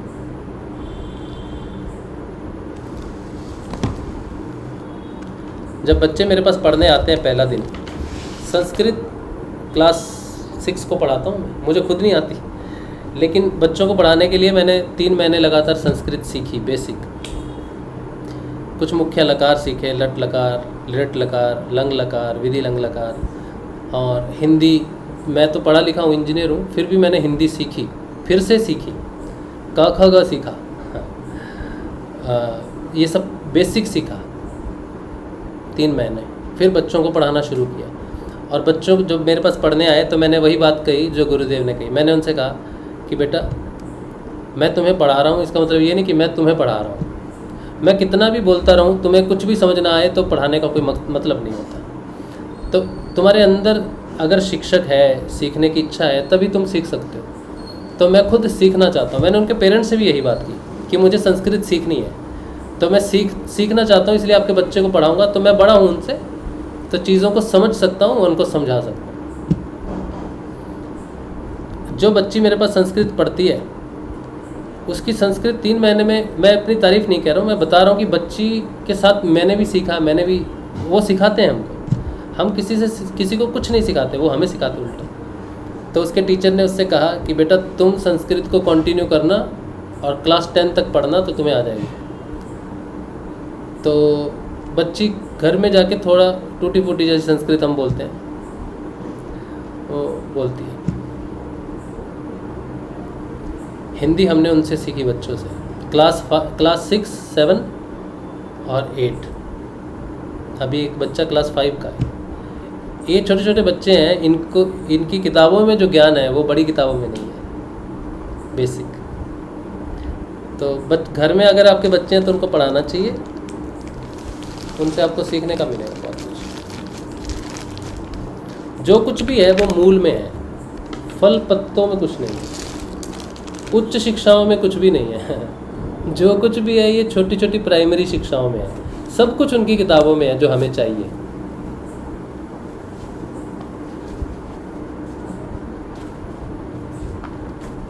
चलिए, अब हम पढ़ेंगे श्रीमद्भागवत गीता, प्रथम स्कंद पढ़ रहे हैं हम लोग।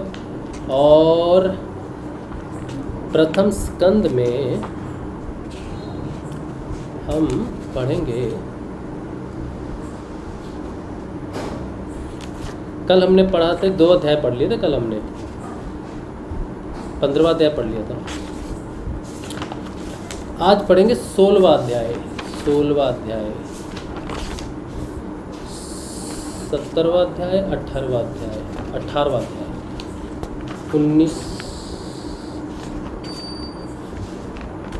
19 अध्याय हैं प्रथम स्कंद में, फिर द्वितीय स्कंद शुरू हो जाएगा।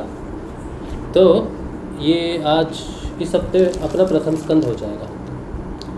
ठीक है, आप सत्संग पूरा सुनते हो, बहुत अच्छी बात है, लेकिन ये भी सुनना श्रीमद्भागवत अध्ययन, ये बहुत महत्वपूर्ण है। ठीक है, चलिए तो शुरू करते हैं। पानी पी लेते हैं।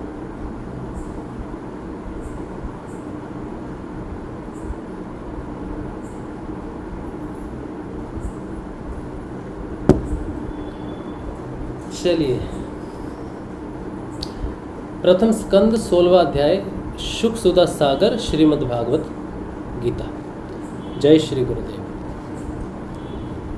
16वां अध्याय में कहते हैं परीक्षित की दिग्विजय तथा धर्म और पृथ्वी का संवाद। ये बहुत महत्वपूर्ण है, बहुत मजा है इसमें। सूत जी कहते हैं, शौनक जी, पांडवों के महाप्रयाण के पश्चात भगवान के परम भक्त राजा परीक्षित श्रेष्ठ ब्राह्मणों की शिक्षा के अनुसार पृथ्वी का शासन करने लगे। उनके जन्म के समय ज्योतिषियों ने उनके संबंध में जो कुछ कहा था, वास्तव में वे सभी महान गुण उनमें विद्यमान थे। उन्होंने उत्तर की पुत्री इरावती से विवाह किया। उससे उन्होंने जन्मेजय आदि 4 पुत्र उत्पन्न किए तथा कृपाचार्य को आचार्य बनाकर उन्होंने गंगा के तट पर 3 अश्वमेघ यज्ञ किए, जिनमें ब्राह्मणों को पुष्कल दक्षिणा दी गई। इन यज्ञों में देवताओं ने प्रत्यक्ष रूप से प्रकट होकर अपना भाग ग्रहण किया था। एक बार दिग्विजय करते समय उन्होंने देखा कि शूद्र के रूप में कलयुग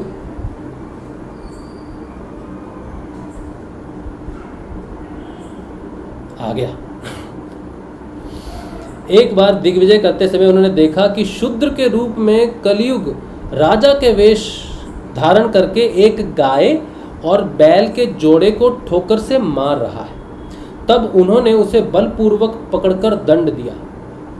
शौनक जी ने पूछा, महाभाग्यवान सूत जी, दिग्विजय के समय महाराज परीक्षित ने कलयुग को दंड देकर ही क्यों छोड़ दिया, मार क्यों नहीं डाला? क्योंकि राजा का वेश धारण करने पर भी था तो वह अधम शूद्र ही, जिसने गाय को लात से मारा था।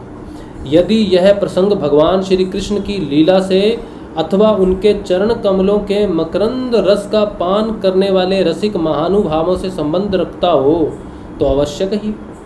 दूसरी व्यर्थ की बातों से क्या लाभ, उनमें तो आयु व्यर्थ नष्ट होती है।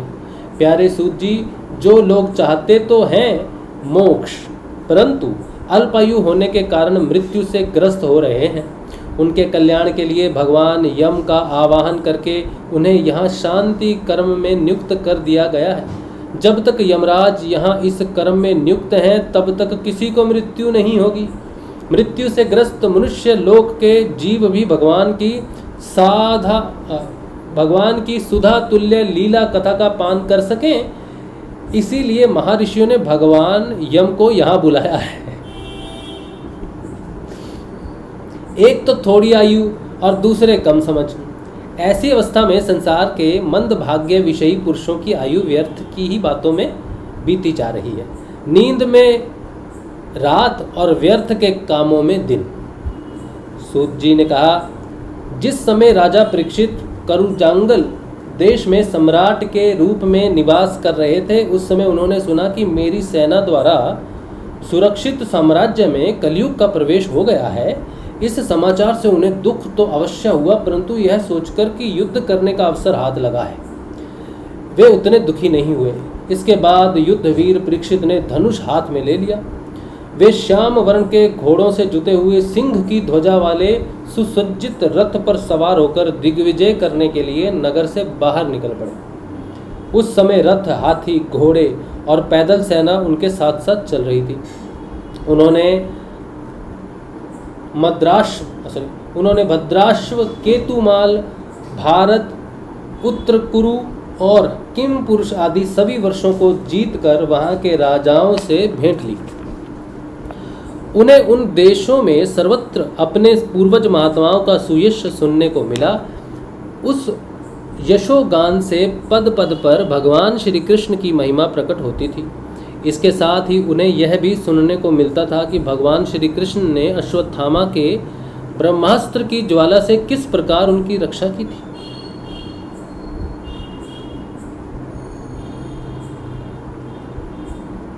यदुवंशी और पांडवों में परस्पर कितना प्रेम था तथा पांडवों की भगवान कृष्ण में कितनी भक्ति थी। जो लोग उन्हें ये चरित्र सुनाते, उन पर महामना राजा परीक्षित बहुत प्रसन्न होते, उनके नेत्र प्रेम से खिल उठते। वे बड़ी उदारता से उन्हें बहुमूल्य वस्त्र और मणियों के हार उपहार रूप में देते। वे सुनते कि भगवान श्री कृष्ण ने प्रेम प्रेम परवश होकर पांडवों के सारथी का काम किया, उनके सभासद बने, यहाँ तक कि उनके मन के अनुसार काम करके उनकी सेवा भी की। उनके सखा तो थे ही, दूत भी बने। वे रात को शस्त्र ग्रहण करके वीरासन में बैठ जाते, वाह, और शिविर का पहरा देते। उनके पीछे पीछे चलते, स्तुति करते तथा प्रणाम करते। इतना ही नहीं, अपने प्रेमी पांडवों के चरणों में उन्होंने सारे जगत को झुका दिया। तब परीक्षित की भक्ति भगवान श्री कृष्ण के चरण कमलों में और भी बढ़ जाती। इस प्रकार वे दिन दिन पांडवों के आचरण का अनुसरण करते हुए दिग्विजय कर रहे थे। उन्हीं दिनों उनके शिविर से थोड़ी ही दूर पर एक आश्चर्यजनक घटना घटी। वह मैं आपको सुनाता हूँ। धर्म बैल का रूप धारण करके एक पैर से घूम रहा था। एक स्थान पर उसे गाय के रूप में पृथ्वी मिली। पुत्र की मृत्यु से दुखिनी माता के समान उसके नेत्रों से आंसुओं के झरने झर रहे थे। उसका शरीर श्रीहीन हो गया था। धर्म पृथ्वी से पूछने लगा। यहाँ पर बहुत ध्यान देने वाली बात है। भगवान श्री कृष्ण गाय से बड़ा प्रेम करते थे।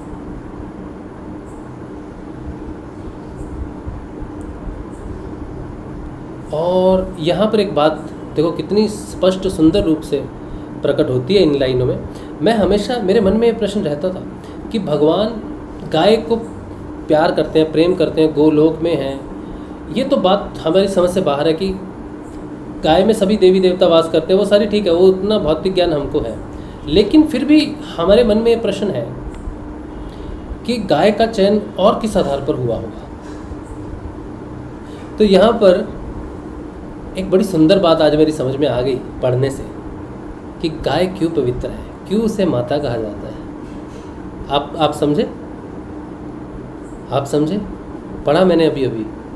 क्या लिखा है? कहते हैं,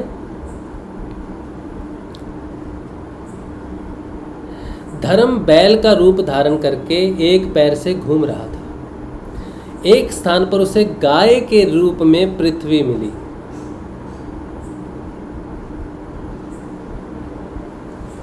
पृथ्वी ने गाय का रूप लिया। अब इतना ही काफ़ी है हमारे लिए, हमारी जिज्ञासा को शांत करने के लिए कि भगवान को गाय इतनी प्रिय क्यों है।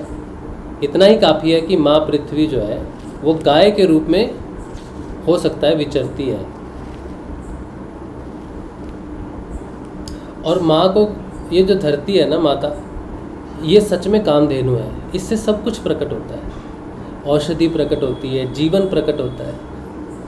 पांचों तत्व मूल रूप में पृथ्वी से प्रकट होते हैं, जिससे हमारा शरीर बनता है। हमारे लिए तो यही कामधेनु है। इसीलिए भगवान अपने साथ कामधेनु रखते हैं। वो पृथ्वी माता ही है, गाय के रूप में भगवान के लोक में रहती है। इसीलिए भगवान बहुत प्रेम करते हैं उससे। इसीलिए भगवान कहते हैं कि अब धरती का दिव्य रूपांतरण होगा, मेरी गाय मैया का दिव्य रूपांतरण होगा। मेरी जिज्ञासा तो आज शांत हो गई, पूर्ण शांत हो गई। गाय के प्रति मेरी जो श्रद्धा है या विश्वास है, पहले तो इसलिए था कि माँ पूजनीय है, दूध है, मक्खन है, घी है, जीवन है, सब कुछ है। लेकिन आज मेरी श्रद्धा गाय के प्रति माँ पृथ्वी के रूप में दृढ़ हो गई है, और ये हमेशा रहेगी।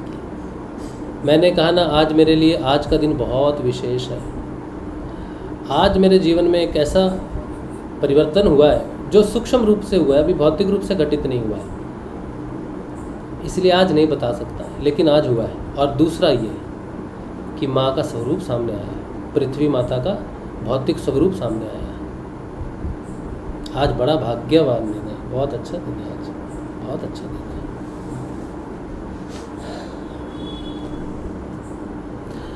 तो और कलयुग किसे मार रहा था पैर से ठोकर? गाय को मार रहा था। कलयुग को मालूम था कि गाय कौन है। किसी और पशु को उसने लात नहीं मारी, गाय को मारी, क्योंकि गाय के रूप में पृथ्वी का वास है। जैसे बैल को कहा ना धर्म बैल के रूप में आया, याद है आपको? धर्मराज किस पर आते हैं?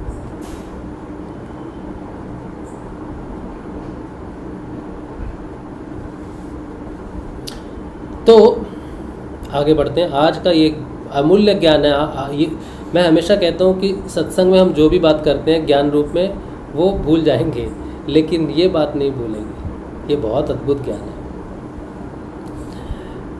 पुत्र की मृत्यु से दुखिनी माता के समान उसके नेत्रों से आंसुओं के झरने झर रहे थे। उसका शरीर श्रीहीन हो गया था। धर्म पृथ्वी से पूछने लगा। धर्म ने कहा, कल्याणी कुशल से तो हो ना? तुम्हारा मुख कुछ कुछ मलिन हो रहा है, तुम श्रीहीन हो रही हो। मालूम होता है तुम्हारे हृदय में कुछ न कुछ दुख अवश्य है। क्या तुम्हारा कोई संबंधी दूर देश में चला गया है जिसके लिए तुम इतनी चिंता कर रही हो? कहीं तुम मेरी तो चिंता नहीं कर रही हो कि अब इसके 3 पैर टूट गए, एक ही पैर रह गया है? संभव है तुम अपने लिए शोक कर रही हो कि अब शूद्र तुम्हारे ऊपर शासन करेंगे। तुम्हें इन देवताओं के लिए भी खेद हो सकता है जिन्हें अब यज्ञों में आहुति नहीं दी जाएगी, अथवा उस प्रजा के लिए भी जो वर्षा न होने के कारण अकाल एवं दुर्भिक्ष से पीड़ित हो रही है। देवी, क्या तुम राक्षस सरीखे मनुष्यों के द्वारा सताई हुई आरक्षित स्त्रियों एवं आर्त बालकों के लिए शोक कर रही हो? आज का मनुष्य की बिल्कुल सही डेफिनेशन है, राक्षस सरीखा मनुष्य। मैं कलकत्ता में रहता हूँ। कलकत्ता में 9 अगस्त के दिन रात को एक ऐसी घटना घटी है जिसने पूरे देश को हिला दिया। एक डॉक्टर महिला, उसके ऊपर दुर्व्यवहार हुआ और उसकी हत्या कर दी गई, निर्मम हत्या कर दी गई। ये घटना सामान्य घटना नहीं है, ये बहुत बड़ा परिवर्तन करेगी। ये हिला देगी, पूरा शासन हिला देगी, भारत को हिला देगी, अंदर तक हिला देगी। और जो ना हिले उनको धरती की कोख में सुला देगी। इस घटना से भी कोई ना जागा, इस घटना से भी किसी का मन दुखी ना हुआ तो चिंता का विषय है। ये पहली घटना भी नहीं है, लेकिन ये घटना बहुत दुखदाई है, बहुत दुखदाई है। और उससे भी दुखदाई है कि जिन्होंने ऐसी घटना को अंजाम दिया है उनका कोई अता पता नहीं है।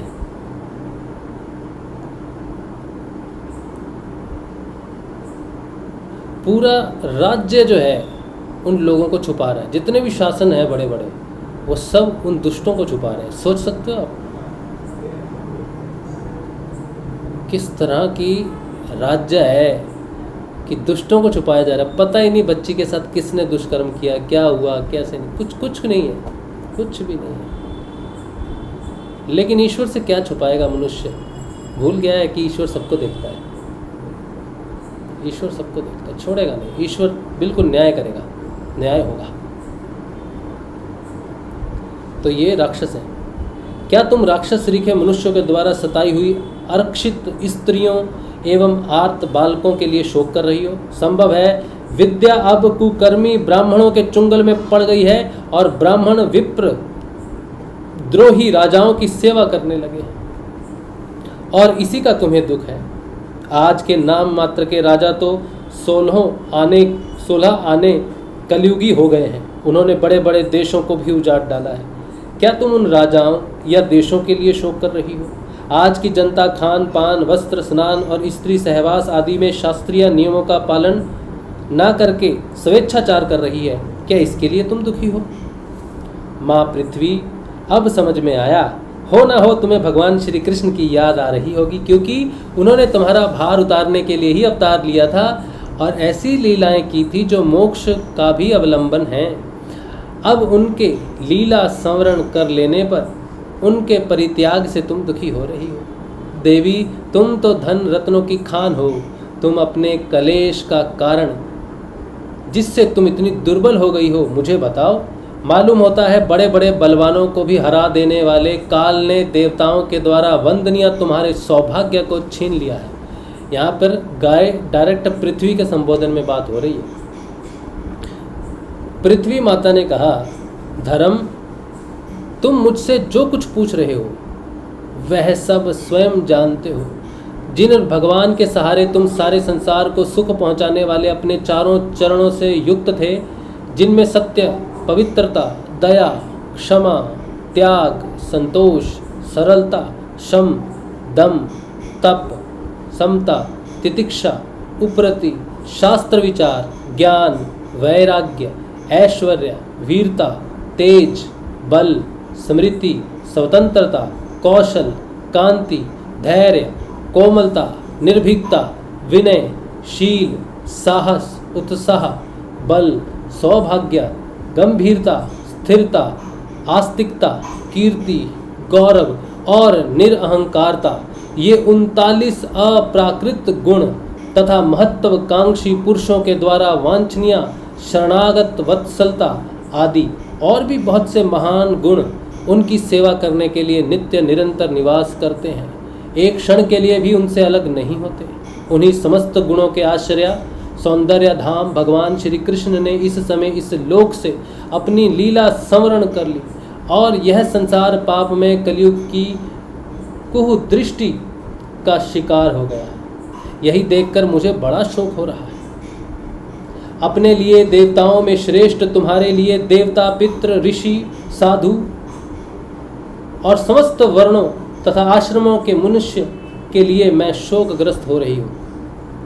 जिनका कृपा कटाक्ष प्राप्त करने के लिए ब्रह्मा आदि देवता भगवान के शरणागत होकर बहुत दिनों तक तपस्या करते रहे, वही लक्ष्मी जी अपने निवास स्थान कमल वन का परित्याग करके बड़े प्रेम से जिनके चरण कमलों की सुभग छत्र छाया का सेवन करती हैं, उन्हीं भगवान के कमल, वज्र, अंकुश, ध्वजा आदि चिन्हों से युक्त श्री चरणों से विभूषित होने के कारण मुझे महान वैभव प्राप्त हुआ था और मेरी तीनों लोकों से बढ़कर शोभा हुई थी। परंतु मेरे सौभाग्य का अब अंत हो गया है। भगवान ने मुझ अभागिनी को छोड़ दिया। मालूम होता है मुझे अपने सौभाग्य पर गर्व हो गया था, इसलिए उन्होंने मुझे यह दंड दिया है। तुम अपने 3 चरणों के कम हो जाने से मन ही मन कुढ़ रहे हो, अतः अपने पुरुषार्थ से तुम्हें अपने ही अंदर पुनः अब अंगों से पूर्ण एवं स्वस्थ कर देने के लिए वे अत्यंत रमणीय श्याम सुंदर विग्रह से यदुवंश में प्रकट हुए और मेरे बड़े भारी भार को, जो असुरवंशी राजाओं की सैकड़ों अक्षोणियों के रूप में था, नष्ट कर डाला। क्योंकि वे परम स्वतंत्र थे, जिन्होंने अपनी प्रेम भरी चितवन, मनोहर मुस्कान और मीठी मीठी बातों से सत्यभामा आदि मधुमयी माननियों के मान के साथ धीरज को भी छीन लिया था। जिनके चरण कमलों के स्पर्श से मैं निरंतर आनंद से पुलकित रहती थी, उन पुरुषोत्तम भगवान श्री कृष्ण का विरह भला कौन सह सकता है। धर्म और पृथ्वी इस प्रकार आपस में बातचीत कर ही रहे थे कि उसी समय राज ऋषि परीक्षित पूर्व वाहिनी सरस्वती तट पर आ पहुंचे। तो यहाँ पर 16वां अध्याय समाप्त होता है। इसके बाद महाराज परीक्षित द्वारा कलयुग का दमन, ये हम कल पढ़ेंगे। और 3 अध्याय हैं, 17वां, 18वां और 19वां। कोशिश करेंगे, नहीं ये तो कोशिश करने से नहीं होगा क्योंकि हम आधा भाग ही कर सकते हैं, आधा भाग पढ़ सकते हैं और कहीं कहीं पर वार्ता थोड़ी लंबी भी हो जाती है अर्थ समझने के कारण। तो दो दिन लगेंगे मुझे लगता है। तो फिर हमारा प्रथम अध्याय, प्रथम स्कंद पूरा हो जाएगा श्री हरि की कृपा से, गुरु के आशीर्वाद से। चलिए, तो यहाँ पर आज का जो है सत्संग पूर्ण विराम होता है आज के लिए। और आज का सत्संग श्री गुरुदेव के श्री चरणों में रख देते हैं। कल सुबह का ध्यान में बहुत कोशिश मैं करता हूँ, लेकिन मेरे अंदर कुछ, मेरे शरीर में कुछ ऐसे परिवर्तन हो रहे हैं जिसके कारण मैं 2 समय ध्यान में नहीं बैठ पा रहा हूँ। तो एक समय ध्यान कर पा रहा हूँ शाम को। फिर भी मेरी कोशिश यही है कि सुबह का ध्यान हो। तो आप सुबह का ध्यान करें, शाम का नियमित ध्यान करें। तो अगर कल सुबह का ध्यान होता है तो सुबह 6:30 बजे हम एक साथ ध्यान करेंगे, ग्रुप ध्यान। नहीं तो फिर शाम को 6:30 बजे का ध्यान करेंगे। आज का सत्संग श्री गुरुदेव के श्री चरणों में, कल मिलेंगे। जय श्री गुरुदेव, जय श्री दादा।